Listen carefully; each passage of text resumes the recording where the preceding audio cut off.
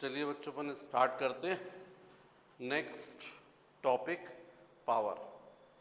What is power?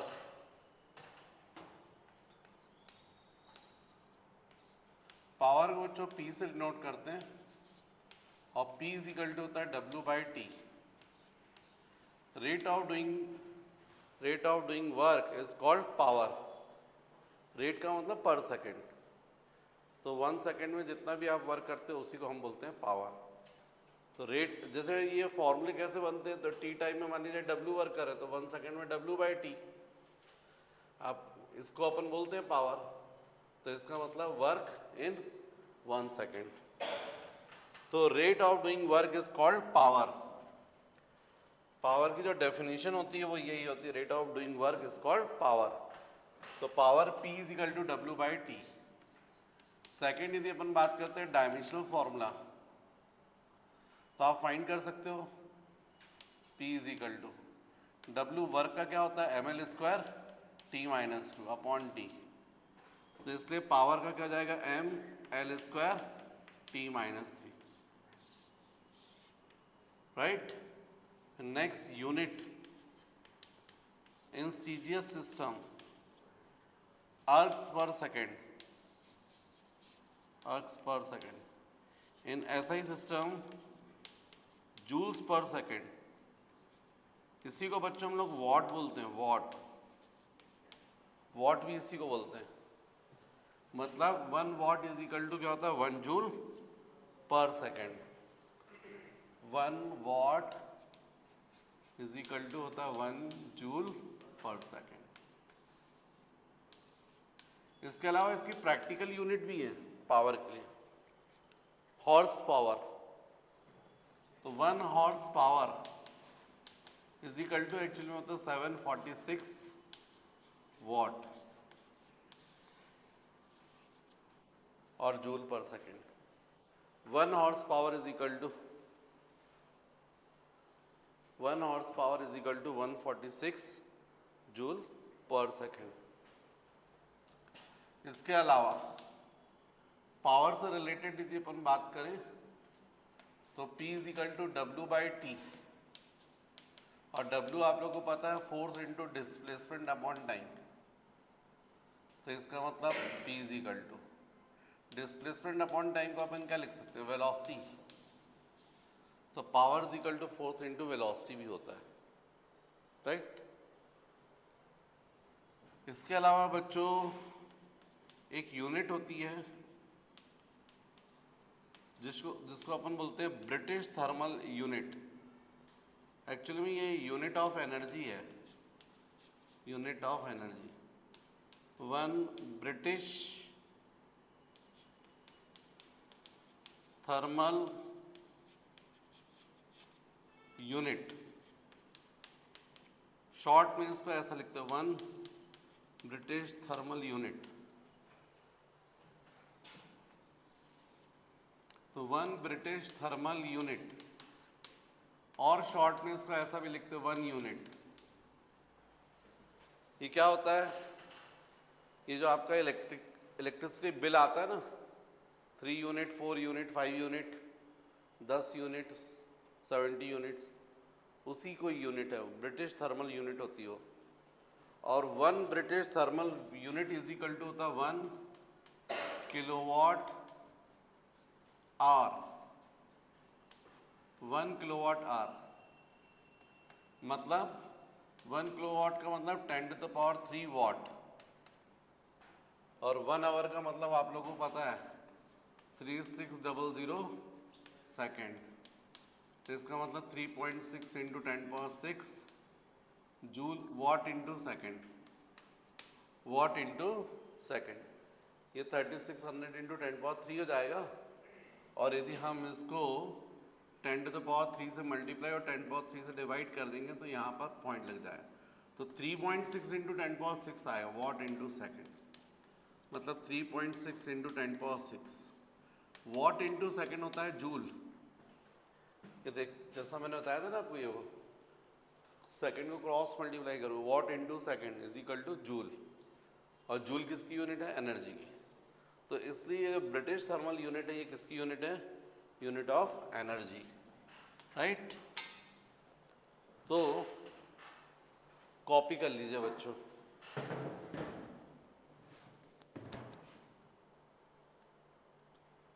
तो next topic बच्चों अपन को पढ़ना है कॉलिजन। ये जो कॉलिजन है वो किसको कहेंगे अपन?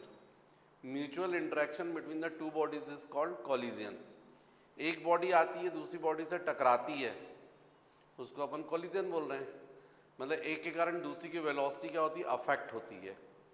वही चीज अपन बोल रहे हैं collision. Collision means the mutual interaction between the two bodies is called collision. अभी कॉलिजन के दो टाइप्स हैं, first elastic collision and second inelastic collision. तो इलास्टिक कॉलिजन क्या होता है? ईशान नखून मत खाओ, हो गया रिकॉर्डिंग में। हम क्या करें, हम इतना तो समझा रहे हैं, अब तुमको जनरलाइज होना तो हो। तो जो कॉलिजन है उसके कितने टाइप्स है? दो। फर्स्ट क्या है? Elastic and second inelastic. Elastic collision किसको बोलते हैं? The collision in which linear momentum and kinetic energy both remains conserved is called elastic collision. इसका मतलब है काइनेटिक एनर्जी कंजर्व का मतलब total kinetic energy before collision is equal to total kinetic energy after collision. ऐसे ही total linear momentum before collision is equal to total linear momentum after collision. यदि ऐसा रहता है तो उसको बोलते हैं इलास्टिक कॉलिजन। सेकेंड होता है इनइलास्टिक कॉलिजन। तो इनइलास्टिक कॉलिजन में क्या होता है? जो बॉडीज कॉलिजन करती हैं उनका लीनियर मोमेंटम तो कंजर्व रहता है, लेकिन काइनेटिक एनर्जी कंजर्व नहीं होती है। काइनेटिक एनर्जी का लॉस हो जाता है हीट एनर्जी के फॉर्म में और साउंड एनर्जी के फॉर्म में। मतलब टकराने के बाद आवाज़ आती है। तो हमको मालूम है मोस्टली कॉलिजन में तो ऐसे ही होता है कि जब कॉलिजन होता है उसके बाद आवाज़ आती है, इसका मतलब काइनेटिक एनर्जी कंजर्व नहीं है। तो मैक्सिमम कॉलिजन एक्चुअली में क्या है? इनइलास्टिक कॉलिजन ही है ना। लेकिन मॉलिक्यूल से यदि कॉलिजन करेगा तो आवाज़ नहीं आती है, तो उसको क्या मान लेते हैं? Elastic collision. तो इलास्टिक कॉलिजन जो होते हैं इसमें कभी भी टू बॉडीज जो कॉलिजन करती हैं तो कॉलिजन के पहले अलग अलग थी और कॉलिजन के बाद भी अलग अलग रहेंगी। मान लीजिए इसकी वेलोसिटी u1 है, इसकी u2 बिफोर कॉलिजन, तो आफ्टर कॉलिजन हो सकता है इसकी वेलोसिटी v1 हो गई, इसकी v2 हो गई। तो ऐसा होता है इलास्टिक कॉलिजन में। इसमें लीनियर मोमेंटम भी कंजर्व रहता है और काइनेटिक एनर्जी भी कंजर्व रहती है। लेकिन इनइलास्टिक कॉलिजन में क्या होता है? कॉलिजन से पहले तो दोनों बॉडी सेपरेट सेपरेट रहती हैं, लेकिन कॉलिजन के बाद जो रहती है बॉडीज वो कॉमन वेलोसिटी से मूव करती हैं। तो जितने कॉलिजन है वो सही मायने में इनइलास्टिक कॉलिजन है। कॉलिजन के बाद बहुत शॉर्ट टाइम के लिए भले ही वो आपको दिखता नहीं है, कॉमन वेलोसिटी से मूव करती है। फिर वो बात अलग है कि फ्रिक्शन अलग अलग रहता है, इसलिए आपको सेपरेट सेपरेट दिखने लगती हैं वो अलग अलग। लेकिन जस्ट कॉलिजन के बाद बॉडीज कैसे मूव करती हैं? With common velocity. तो कॉलिजन बच्चों दो टाइप के हैं। पहली चीज़ तो what is collision? The mutual interaction between the two bodies is called collision. आज जो बच्चे इस वीडियो से पढ़ रहे हैं, थोड़ा मेरा तबीयत ठीक नहीं है इसलिए थोड़ा ढीला वीला तबीयत है, परंतु बच्चों यदि जितने आप लोग मुझे कमेंट्स में लिख कर दो कितने बच्चे लाइव क्लास चाहते हैं, क्योंकि मुझे थोड़ा सा प्रॉब्लम हो रही है कि एक्चुअली में सब्सक्रिप्शन जो है वो कम है। बच्चे पढ़ तो रहे पर लेकिन सब्सक्राइब नहीं कर रहे हैं। तो जब मुझे थोड़े 1000 सब्सक्राइबर के ऊपर हो जाएंगे, व्यूज़ तो काफ़ी अच्छे आ रहे हैं आवर्स से, तो यूट्यूब जो है वो फैसिलिटी प्रोवाइड करता है, लेकिन उसके लिए कंडीशन रखी है उसने। तो यदि सभी बच्चे जैसे मुझे प्रॉपर सब्सक्राइब करते हैं और अपने फ्रेंड्स लोग को शेयर करते हैं, तो उससे थोड़ा सा जो चैनल है वो वायरल होगा और उसके बेनिफिट्स जो है फिर यूट्यूब हमको देगा। उससे बेनिफिट हम आपको दे पाएंगे लाइव क्लासेस के लिए। तो मैं चाहता हूँ कि बच्चों को जो दूर बच्चे पढ़ रहे हैं उनको कोई प्रॉब्लम ना हो। नेक्स्ट ईयर उनको फिजिक्स केमिस्ट्री मैथ्स की सारी क्लासेस जो हैं वो लाइव मिल जाएं, और वो बढ़िया जितने भी सीनियर टीचर्स हैं केमिस्ट्री में भी, और मैं भी फिजिक्स और मैथ्स मैं ही लूँगा, तो आपको क्लासेस जो है वो मिल जाएंगी। तो आप लोग जब पढ़ते हैं वीडियो में तो मुझे जो वीडियो देखते हो उसमें कमेंट्स में मुझे करो लिख करके, सर हम चाहते हैं लाइव क्लासेस। तो ज़रा कुछ बच्चे जब हो जाएंगे, हो सकता है रिवीजन तो बच्चों में करवा दूंगा आपको, शायद सिलेबस ख़त्म होने के बाद जो रिवीजन है वो लाइव क्लासेस में प्रोवाइड करूंगा, पर थोड़ी सी कंडीशन ये है कि थोड़े से बच्चे उसमें होने चाहिए तो थोड़ा अच्छा लगेगा। तो अभी यहाँ पर कॉलिजन से रिलेटेड बात कर रहे हैं, तो what is collision? Mutual interaction between the two bodies is called collision. फिर types of collision, first elastic collision and second inelastic. Generally बच्चों एग्जाम में आता है ना, write the short notes on elastic collision and elastic collision, और what is the difference between the elastic collision and inelastic collision. तो elastic collision means what? The collision in which linear momentum and kinetic energy both remains conserved is called elastic collision. Or inelastic collision, the collision in which only linear momentum remains conserved but kinetic energy is lost in form of heat energy and sound energy is called inelastic collision, right? फिर अपन इसके बाद और detail में देखते हैं one dimensional और two dimensional. तो बच्चों नेक्स्ट टॉपिक अपन को देखना चाहिए वन डायमेंशनल इलास्टिक कॉलिजन। तो ये वन डायमेंशनल इलास्टिक कॉलिजन क्या होता है? One dimensional elastic collision, elastic collision.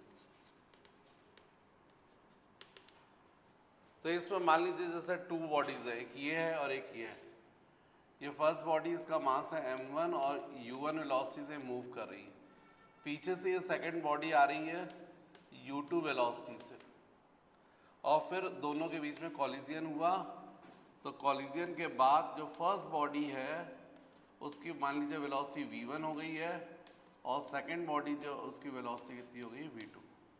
मतलब ये जो हम बात कर रहे हैं ये है बिफोर कॉलिजन, और ये जो बात कर रहे हैं हम आफ्टर कॉलिजन। ये है बिफोर कॉलिजन और ये है after collision. What is m1 m2? Mass of first body and mass of second body. What is u1 u2? velocity of first body and second body before collision. What is v1 v2? velocity of first and second body after collision. अब अपन बोल ही रहे हैं elastic collision है, तो elastic collision में तो linear momentum conserve रहता है। तो इक्वेशन कैसा बनेगा? तो अपन क्या बोलेंगे? Total linear momentum before collision is equal to total linear momentum after collision, after collision। तो total linear momentum before collision, तो linear momentum of first body क्या बोलोगे? m1 u1। सेकंड बॉडी का क्या बोलोगे? m2 u2। फिर first body का क्या बोलोगे? m1 v1, और सेकंड बॉडी का m2 v2। तो इस तरीके से हम लोग इक्वेशन बना सकते हैं। तो एक इक्वेशन तो ये बन जाएगा सपोज 1। जब हम लोग न्यूमेरिकल सॉल्व करेंगे तो इसी तरीके से हम लोग वैल्यू सब्स्टिट्यूट करके इक्वेशंस बनाएंगे, क्योंकि उस पर मास दिए रहेंगे, m1 m2 की वैल्यू, u1 u2 की वैल्यू दी रहेगी। क्या फाइंड करना रहेगा? v1 v2। तो एक इक्वेशन ऐसा बन जाएगा। फिर हम लोग को मालूम है टोटल काइनेटिक एनर्जी भी कंजर्व है, तो हम लोग बोलेंगे total kinetic energy before collision is equal to total kinetic energy after collision, after collision।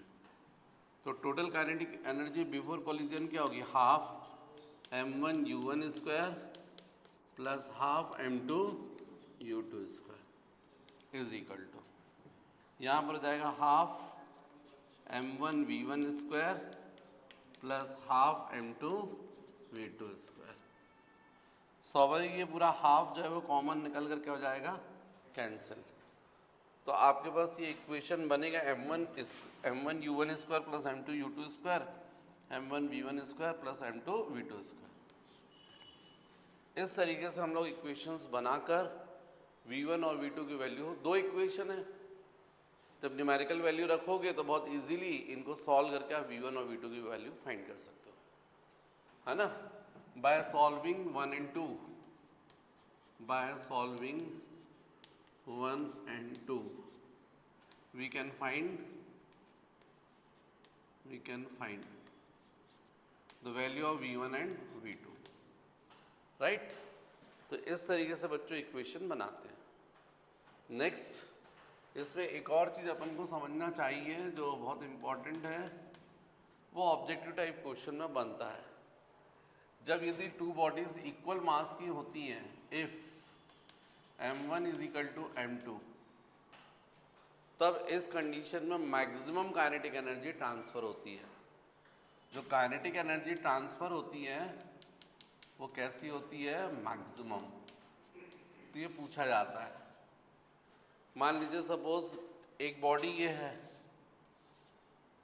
Tennis ball है, और एक और बॉल है same mass, same tennis ball है, इससे जाकर कॉलिजन करी। तो मान लीजिए ये रेस्ट में थी और ये जो बॉल थी, और दोनों के मास इक्वल है। कैरम बोर्ड पर भी देख सकते हो आप, लेकिन कॉइन होना चाहिए, फिर दोनों कॉइन के मास सेम रहेंगे। और फिर यहाँ से मान लीजिए ये यू डैश, इसका भी मास है, इसका भी मास, तो इसकी काइनेटिक एनर्जी कॉलिजन से पहले कितनी है, 0। इसकी कितनी है, half m into you dash square. मान लीजिए इसकी वैल्यू 10 जूल हुई, तो कॉलिजन के बाद क्या होगा, ये जो फर्स्ट बॉडी है वो रेस्ट में आ जाएगी, लेकिन सेकेंड बॉडी जो करेगी वो क्या करने लगेगी, मूव करने लगेगी। कितनी एनर्जी से, 10 जूल से। तो फर्स्ट बॉडी के पास काइनेटिक एनर्जी कितनी थी, 0, सेकेंड के पास कितनी थी, 10 जूल। लेकिन आफ्टर कॉलिजन क्या हुआ, जो फर्स्ट बॉडी है वो मूव करने लगी 10 जूल से, और सेकेंड बॉडी जाकर रेस्ट में हो गई।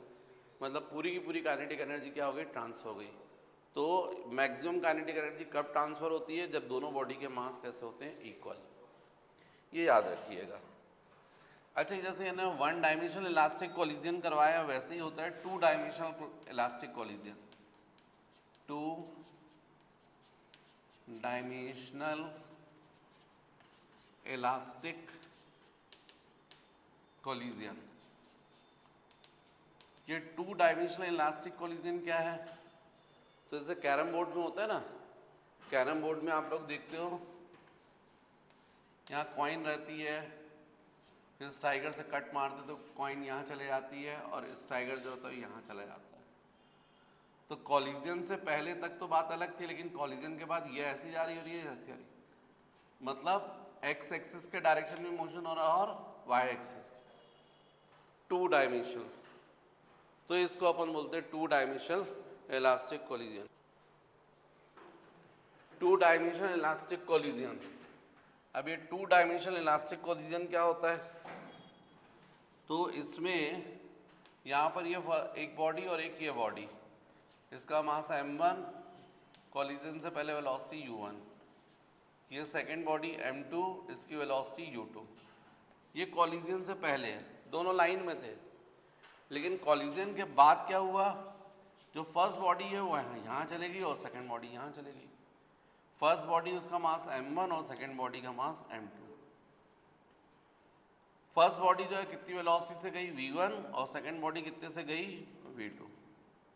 मान लीजिए जो फर्स्ट बॉडी है उसका x एक्सिस से एंगल कितना बनना, θ1, और सेकेंड बॉडी का मान लीजिए θ2।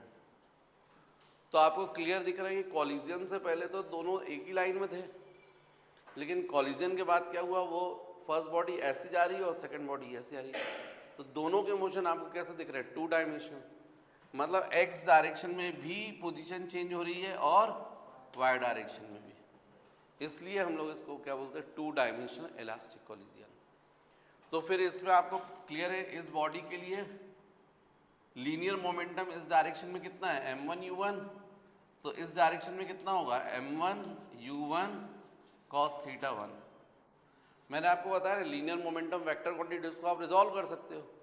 तो इसका ये वाला कंपोनेंट जो एंगल बना रहा है कितना जाएगा, m1 u1 cos θ1, और सेकंड कंपोनेंट कितना जाएगा, m1 u1 sin θ1।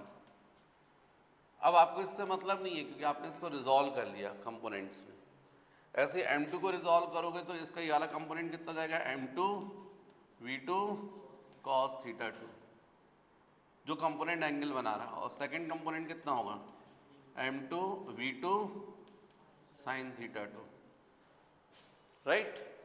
अब यहाँ पर आपको क्वेश्चन ये उठता है, हमको v1 v2 फाइंड करना है। एक्चुअली में हमारा मेन टारगेट क्या है, कोलिजन के बाद बॉडीज की वेलोसिटी v1 v2 कितनी है, मतलब दो अननोन है। कितने अननोन है, दो। एक्चुअल में दो नहीं है, सही मायने में चार अननोन है। कि कोलिजन के बाद जो है फर्स्ट बॉडी v1 वेलोसिटी से आ रही है और किस डायरेक्शन में आ रही है, थीटा 1, स्ट्रेट से कितना एंगल बनाकर, थीटा 1। सेकेंड बॉडी ऐसी आ रही है m2, अपने ओरिजिनल डायरेक्शन से कितना एंगल बनाई, थीटा 2। तो सही मायने में यहाँ पर चार अननोन है, m1 m2 v1 sorry v1 v2 theta 1 theta 2। लेकिन मान लीजिए सपोज चार जो है तो यहाँ मैक्सिमम अपन 3 इक्वेशन बना सकते हैं, 3 इक्वेशन बना सकते हैं, और 3 इक्वेशन से अपन 3 अननोन फाइंड कर सकते हैं। तो v1 v2 थीटा 1 थीटा 2, इन चार में से आपको कोई एक दी रहेगी क्वांटिटी, बाकी 3 आप फाइंड कर सकते हैं। तो अभी चलिए, अभी तो अपना ये सब चलो छोड़ो क्या फाइंड करना है, पर आप देखो इक्वेशन कैसे बनाते हैं। तो अपन को मान लो अपन ये क्या बोल रहे हैं, इसकी हेडिंग क्या दी अपन ने, 2 डायमेंशनल इलास्टिक कोलिजन। जो इलास्टिक कोलिजन बोल रहे हैं तो लीनियर मोमेंटम कंजर्व रहेगा, मतलब total linear momentum before collision is equal to total linear momentum after collision. अब लीनियर बोल रहे हो मतलब एक लाइन में, अब लाइन यहाँ पर कितनी है, दो हैं, एक एक्स एक्सिस और एक वाई एक्सिस, इसलिए दो इक्वेशन अपन अलग अलग बना सकते हैं, एक एक्स एक्सिस के डायरेक्शन में और एक वाई। तो इसलिए हम लोग फर्स्ट बोलेंगे linear momentum, total linear momentum, या फिर अपन केवल इतनी हेडिंग दे देंगे अलोंग एक्स एक्सिस। पहले केवल एक्स एक्सिस के डायरेक्शन में अपन कैलकुलेशन करें, तो एक्स एक्सिस के डायरेक्शन में आप क्या बोलोगे, total linear momentum before collision is equal to total linear momentum after collision. क्या बोलोगे, total linear momentum before collision is equal to total linear momentum. Linear मतलब एक लाइन में ना, तो अपन एक ही लाइन में तो ले रहे हैं अलोंग एक्स एक्सिस। तो हमको क्लियर दिख रहा है कि कोलिजन से पहले फर्स्ट बॉडी का लीनियर मोमेंटम एक्स एक्सिस के डायरेक्शन में कितना था, m1 u1, सेकेंड बॉडी का कितना था, m2 u2। तो क्या लिखोगे यहाँ पर, m1 u1 plus m2 u2 is equal to, फिर इसी डायरेक्शन में along X axis first body का लीनियर मोमेंटम, तो दिख रहा है आपको m1 u1 cos theta 1, m1 u1 cos theta 1 plus second body का क्या हो जाएगा बोलो, m2, यहाँ बच्चों मिस्टेक हुई है, देखो m1 v1 लिखना चाहिए था, u1 नहीं है, v1 cos थीटा 1, ये क्या होना चाहिए, m1 v1 cos theta 1 plus m2 v2 cos theta 2। एक इक्वेशन ऐसा बन जाएगा। What is u1 u2? Velocity of first and second body before collision. What is v1 v2? Velocity of first and second body after collision. Right? तो यहाँ पर भी actually में क्या होना चाहिए था, ये m1 v1 sin थीटा। तो एक इक्वेशन तो आप ऐसे बना सकते हो। ऐसे एक और इक्वेशन बना सकते हो along y axis. y axis के डायरेक्शन में भी यही बोलोगे, total linear momentum before collision is equal to total linear momentum after collision. अब मुझे बताओ total linear momentum before collision along Y axis कितना है 0।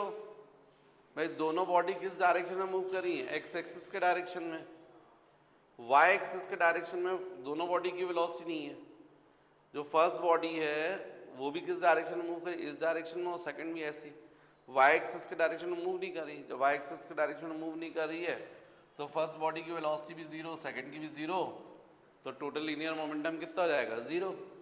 ना तो फर्स्ट बॉडी के पास लीनियर मोमेंटम है और ना ही सेकंड बॉडी। लेकिन आफ्टर कॉलिजन, कॉलिजन के बाद फर्स्ट बॉडी का लीनियर मोमेंटम है वाई एक्सिस के डायरेक्शन में ये वाला, और सेकंड बॉडी का ऐसा। तो क्या लिखोगे m1 v1 sine theta 1 plus ये अपवर्ड है लीनियर मोमेंटम और ये कैसा है डाउनवर्ड, तो minus m2 v2 sine theta 2। इसका मतलब 0 is equal to m1 v1 sine theta 1 minus m2 v2 sine theta 2। तो बच्चों ये एक इक्वेशन और बन गया, दो इक्वेशन बन गए। अब एक इक्वेशन अपन और बना सकते हैं, क्योंकि आप बोल रहे 2 dimension elastic collision. Elastic collision में तो आपको मालूम है काइनेटिक एनर्जी भी कंजर्व रहती है, और एनर्जी वेक्टर तो नहीं है ना, उसको थोड़ी रिजॉल्व कर सकते हो। तो उसमें तो केवल ये बोलना पड़ेगा, ना तो आप ये बोलोगे अलोंग एक्स एक्सिस और ना अलोंग वाई एक्सिस, एनर्जी तो एनर्जी रहेगी। तो आप क्या बोलोगे total kinetic energy before collision, total kinetic energy before collision is equal to total kinetic energy after collision, after collision. Energy को रिजॉल्व नहीं करते, तो इसलिए हो जाएगा यहाँ पर एक इक्वेशन और बन जाएगा, half m1 u1 square plus half m2 u2 square, और यहाँ पर जाएगा half m1 v1 square plus half m2 v2 square. तो इस तरीके से आप एक इक्वेशन और बना सकते हो। तो कुल मिलाकर 2 डायमेंशनल इलास्टिक कॉलिजन में आप टोटल 3 इक्वेशन बना सकते हो। जब आपके पास में 3 इक्वेशन रहेंगे तो इसके हल से 3 अननोन फाइंड कर सकते हो। तो मान लीजिए क्वेश्चन है उसमें आपको कोई 3 अननोन दिए तो आप इजीली निकाल सकते हो, v1 v2 theta 1 theta 2। Masses तो देंगे और दोनों बॉडी के m1 m2 की वैल्यू दे देंगे, फिर दोनों बॉडीज की कॉलिजन से पहले वेलोसिटी कितनी थी u1 u2 दे देंगे, फिर कॉलिजन के बाद जो है वो आपको फाइंड करना है v1 v2 थीटा 1 थीटा 2। तो इन 4 में से कोई एक आपको दे देंगे, बाकी 3 आप निकाल सकते हो। तो अभी तो मैंने थ्योरेटिकल बताया था, न्यूमेरिकल ही रहेगा तो अपन वैल्यू जब रखेंगे तो इजीली अपन क्वेश्चन सॉल्व कर सकते हैं, इक्वेशन सॉल्व कर सकते हैं। तो ये 3 इक्वेशन को सॉल्व करके क्या फाइंड कर सकते हैं v1 v2 थीटा 1 और थीटा 2, राइट। पर अपने को इक्वेशन कैसे डेवलप करते हैं वो सीखना चाहिए। तो मैंने इक्वेशन कैसे बनते हैं वो आपको सिखाया। जब लीनियर मोमेंटम आप बोल रहे हैं 1 dimensional elastic collision in 1 dimensional, तब कैसे इक्वेशन बनाते हैं वो सिखाया। Total linear momentum before collision is equal to total linear momentum after collision. एक इस कॉन्सेप्ट का हेल्प ले लीजिए, तो m1 u1 plus m2 u2 is equal to m1 v1 plus m2 v2। ऐसे total kinetic energy before collision is equal to total kinetic energy after collision. तो half m1 u1 square plus half m2 u2 square is equal to half m1 v1 square plus half m2 v2 square. इन दोनों की help लेकर आप v1 v2 की value find कर सकते हैं। और जब 2 डायमेंशनल इलास्टिक कॉलिजन करेंगे तो यहाँ पे कितने इक्वेशन बन सकते हैं 3 कौन कौन से बनेंगे। तो एक बनेगा linear momentum, total linear momentum. एक अलोंग द एक्स एक्सिस बात करोगे तो क्या बोलोगे along X axis total linear momentum before collision is equal to total linear momentum along total linear momentum after collision. Same बात करोगे आप along Y axis, total linear momentum before collision is equal to total kinetic linear momentum after collision. और kinetic energy तो जो है उसको resolve नहीं करते, तो क्या बोलोगे, total kinetic energy before collision is equal to total kinetic energy after collision. तो बच्चों इसको कॉपी कर लीजिए आप लोग, राइट।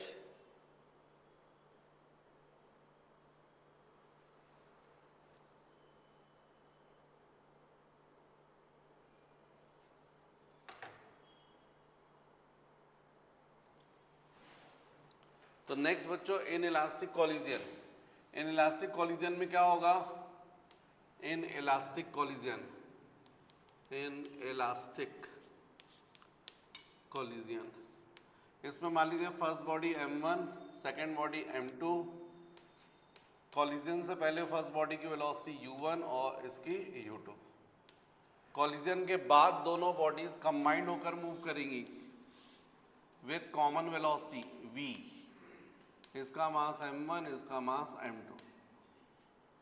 ये जो बात मैं बता रहा हूँ बिफोर कॉलिजन है, और ये जो मैं बात बोल रहा हूँ वो आफ्टर कॉलिजन है। ये बिफोर और ये आफ्टर। तो क्या बोलोगे यहाँ पर, linear momentum, total linear momentum before collision is equal to total linear momentum after collision. भाई लीनियर मोमेंटम तो कंजर्व रहता है ना, तो क्या बोलोगे, total linear momentum before collision is equal to total linear momentum after collision.